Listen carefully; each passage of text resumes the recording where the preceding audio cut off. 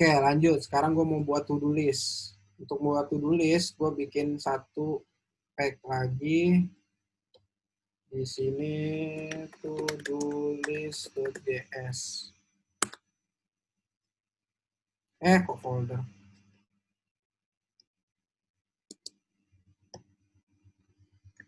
To-do list.js. Import React from React.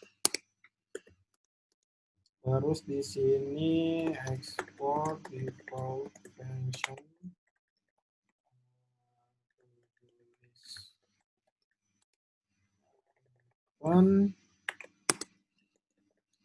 Coba dulu H1 ini to-do list. Oke. Nah, lalu untuk tampilannya,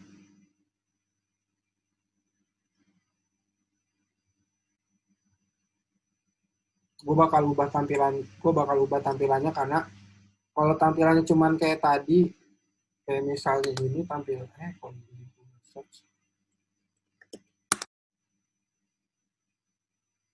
kalau tampilannya kayak tadi kan pedes juga mata kan, rata kiri semua.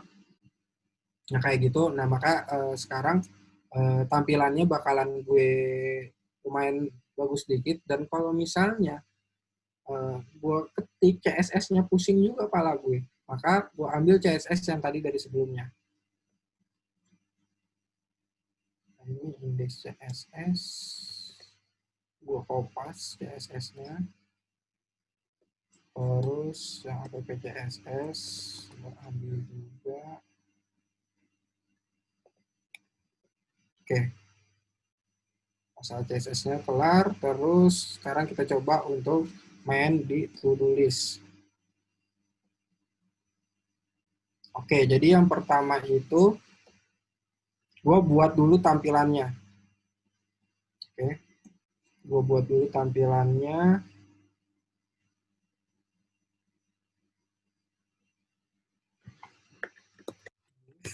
Class name, to-do list.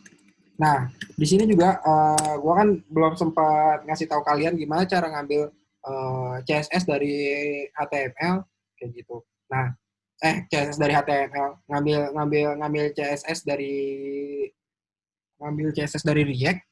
Nah, ini sebenarnya kalau kalian mau pakai CSS nama CSS-nya, kalian tinggal pakai class name.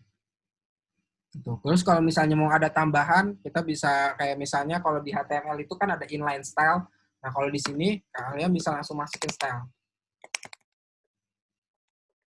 Nah, tapi di sini makanya objek. Misalnya background color. Nah, di sini udah ada. Nah, kayak gitu. Itu bedanya. Nah, karena CSS-nya udah ada, maka gue pakai class name gitu. Kenapa kok to-do list bisa class name yang ada di to-do list itu bisa nyambung ke dalam React komponen to-do list gua karena app CSS sama indeks CSS ini udah dipakai di atas home. Mana home gue? Ini belum dipakai ya? Oh alah, belum dipakai tuh ternyata. Import dulu deh. Mana. CSS import app CSS. Belum pakai ternyata. Dah.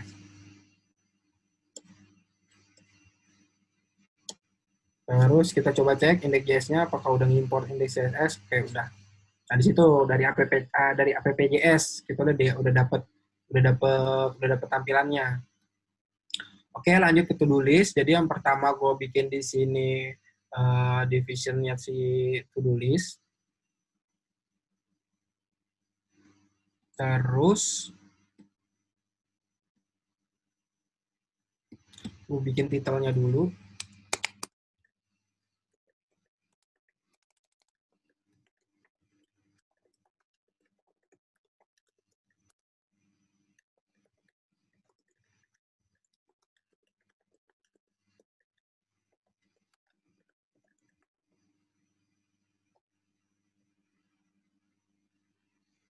Udah, terus gue masukin input.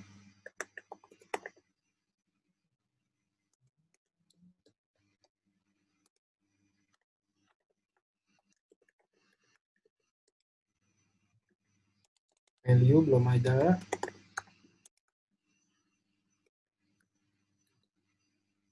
Gue blok dulu value-nya untuk mempersiapkan. On change juga persiapannya. Terus di sini gue tambahin button.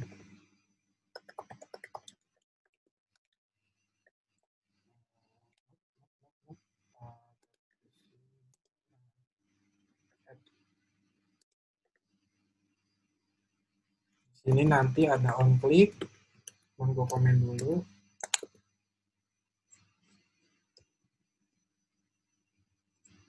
Ya udah.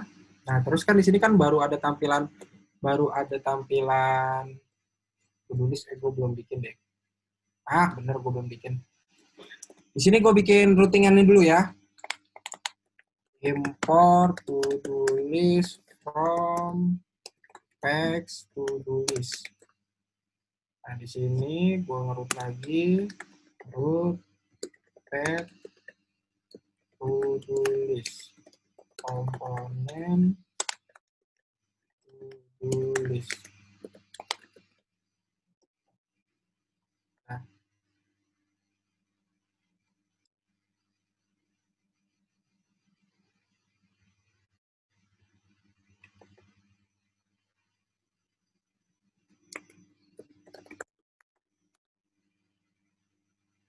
Nah, ini baru tampilannya ya. Nah, kalau tanya kok bisa tampil kayak begitu, ya itu dari CSS-nya doang. Ya. Kalau nanya itu di CSS gimana? Pusing gua ngejelasinnya. Banyak kan di CSS-nya nih. Cuman hal-hal biasa sih, background color apa kayak gitu. Border tuh. Oke, sekarang kan baru ada listnya doang dan ini baru tampilan doang. Baru ada input buat kita masukin to-do kita. Oke, tapi kita belum masukin listnya nih. Kita belum masukin listnya. Gimana caranya? Yang pertama kita buat dulu listnya nih. Ini kalau di input nih masih begini nih, ini add, udah kagak bisa nih, nggak bisa diapa-apain. Karena belum ada fungsionalnya. Oke. Jadi yang pertama itu, kita buat fungsionalnya dulu. Pertama itu hal yang paling simpel, buttonnya dulu kita buat. Oke. Sekarang buttonnya itu, nah ini kan gue masih bingung, gue mau masukin mana. Nah, kita bikin function baru. Eh, kita bikin function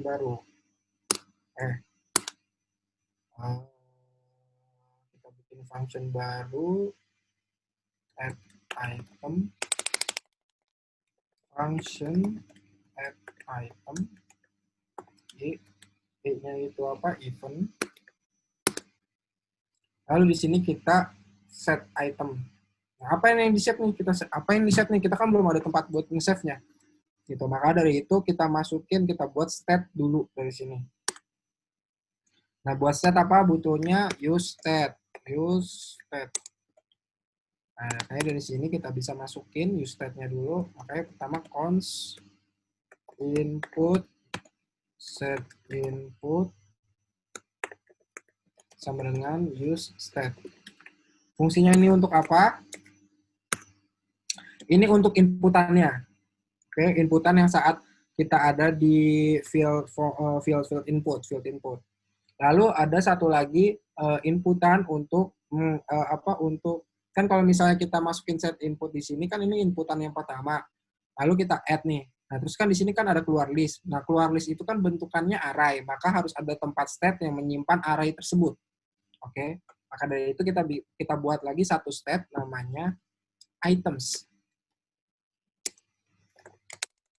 Const items set items. Use state. Initial state-nya array kosong. Kecuali kalau kamu mau masukin initial state-nya pas di load pertama kali ini datanya udah ada, baru di sini masukin. Cuman karena kita datanya data kosong, maka kita masukin ini state biasa, array kosong. Yang kedua, kita udah buat fungsionalnya add item. Add item itu ngapain? Jadi kayaknya di lewat sini dulu deh, on change di sini dulu. Nah, yang pertama kita masukin inputnya dulu deh sebelum kita masukin ke buttonnya. Oke. Jadi kalau kalau kalau di kelas kita kan makanya set state kayak gitu. Nah, sekarang kalau di function itu kita bisa langsung make contohnya di sini on change itu isinya function, kalian nggak bisa jadiin string di sini. Nah, kita masukin di sini langsung set input. Terus ngapain? Dia masukin target value. Kita langsung masukin function ya. Kita bukan set input bukan functionnya, kita masukin function kayak gini. Oke. Nah, lalu kita masukin di sini value-nya tadi apa? Input.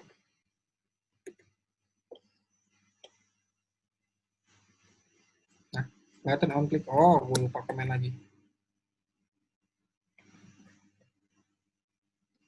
Oke, misalnya mau mandi. Oh, sorry, nggak ada yang ini. Kita konsol kayak dulu inputnya. Ini hasil input.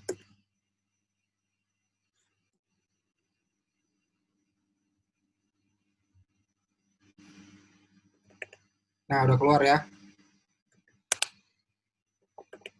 Bukan ini hasil input nih. Ini karena gue nambahin satu string di sini aja, makanya jadi ini ya. Mana ini udah keluar. Oke. Karena on change di dalam input kita udah berfungsi, maka sekarang gue bikin untuk buttonnya. Oke. Buttonnya itu karena on click, jadi saat on click itu logiknya saat on click itu kita ngambil data di dalam input, dimasukin ke dalam items, terus inputnya dikosongin, kayak gitu logiknya. Berarti on click di sini kita tinggal masukin add item.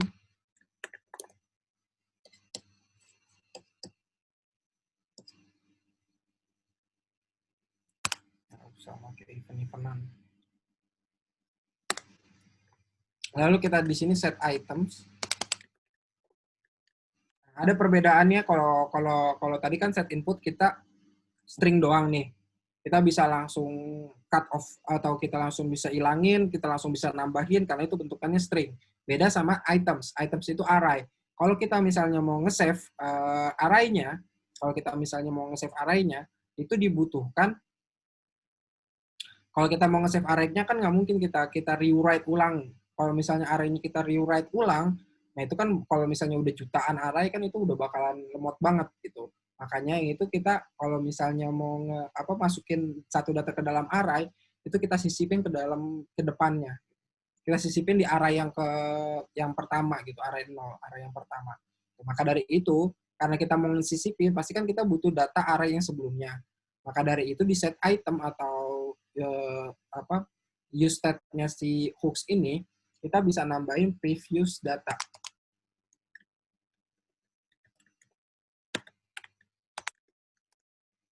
Nah, kita bisa ngambil previous data dari si set item sebelum kita ngeset baru lagi. Nah, setelah ini baru kita return. Returnnya kayak gimana? Ini kita bisa masukin ke dalam input. Jadi inputnya itu, input yang tadi kita masukin itu kita bisa masukin ke dalam yang paling depan atau yang paling belakang. Kayak gitu aja. Lalu misalnya di sini kita tambahin previous data.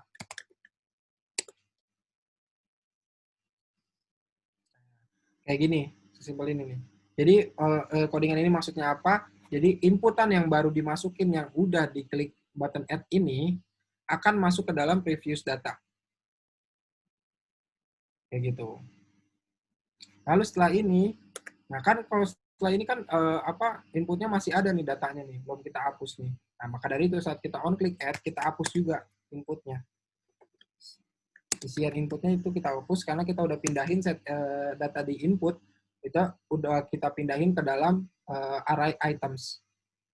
Kayak gitu. Sekarang coba. Nah, sekarang gue coba gue konsol di sini inputnya itemsnya.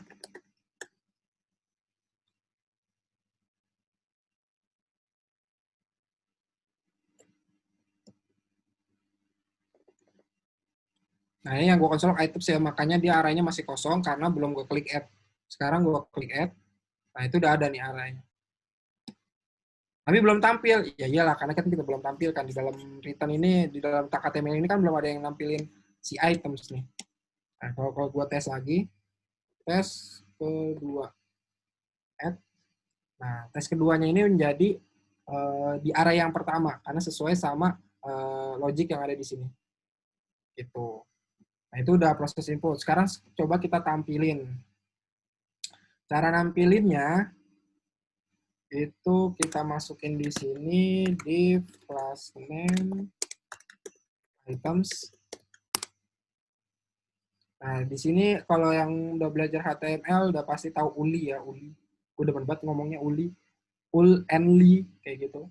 Nah, itu tampilan uh, untuk menampilkan list full. Nah, terus kan kalau nampilin list kan pasti kan looping tuh. Kita ngelooping tuh. Nggak mungkin nggak ngelooping. Maka dari itu kita looping. Cara ngeloopingnya gimana? Yang pertama yang kita looping itu apa? Items. Karena apa? Dia yang punya beberapa data dari data yang kita input. Maka dari itu yang pertama gue loopingnya si items dot map. Ini cara ngeloopingnya di dalam React. Jadi kalau JS gitu kamu looping bisa pakai for, bisa pakai for each. Nah, kalau misalnya di React kamu kita makainya map. Yang pertama item di sini index x. Terus di sini kita langsung, ini kelebihannya JSX. Kalau misalnya udah buka kurung kita bisa nge-return si HTML-nya itu sendiri. Nah sekarang gue pakai li. Nah ini yang gue coba untuk ngetes item.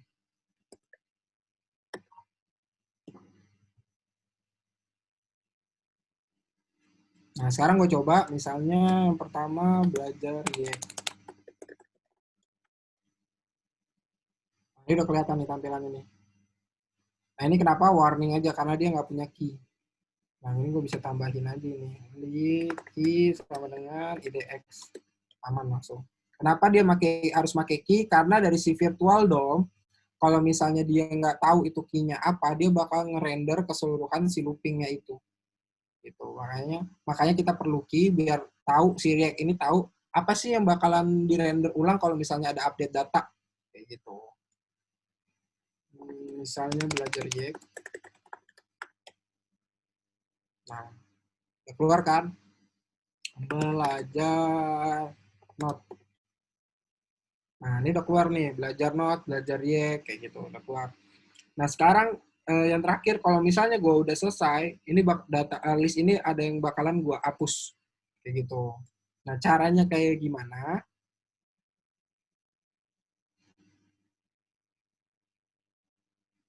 Nah, ini bisa gue tambahin di sini, li item, terus di sini gue bisa spasi, di sini, misalnya gue di sini item, sorry. Misalnya di sini gue pakai jangan paragraf, span aja.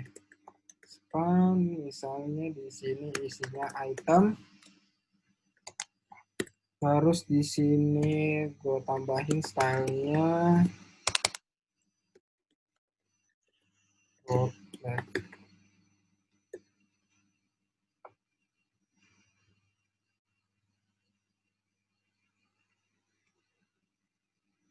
tes. Nah, sama aja ya. Sekarang gue tambahin lagi ini bisa kok di close. Bisa di close. Nah, ini gue tambahin di sini float right.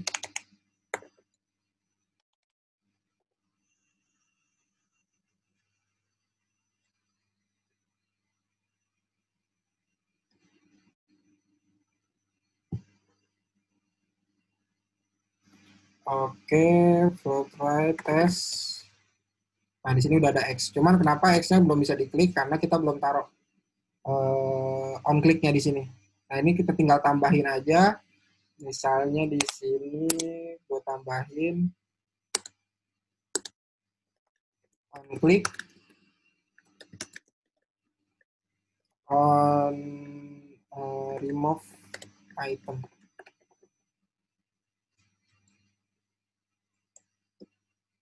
Terus on remove item, on click on remove item. Nah, di sini function on remove item.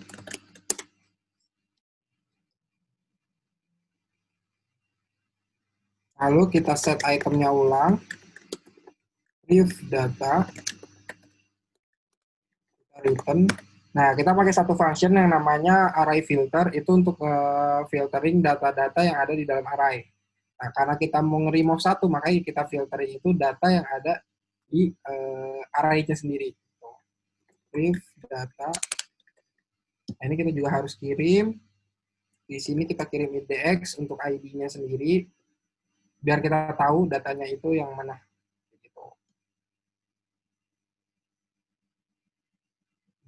Oke.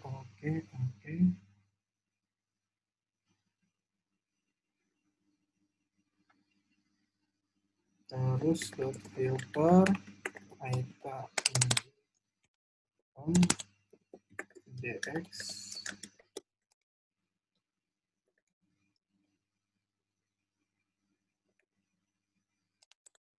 return index tidak sama dengan ID.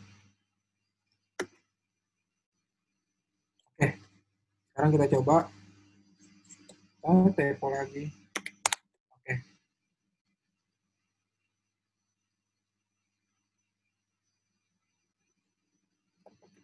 Tes. Kita coba close. Oke, bisa. Belajar React. Belajar Node. Coba close Node-nya. Ya, udah bisa. Oke, untuk to-do list simpelnya itu sampai sini. Kita udah lumayan belajar, kita belajar looping, tadi kita juga belajar gimana cara remove item, change item, add item, lumayan banyak. Dan juga ini bakalan gue upload ke GitHub gue dan nanti gue share kalau misalnya linknya udah tersedia. Oke, makasih banyak atas kolaborasinya Mas Andre Amrullah. Thank you semuanya, dadah.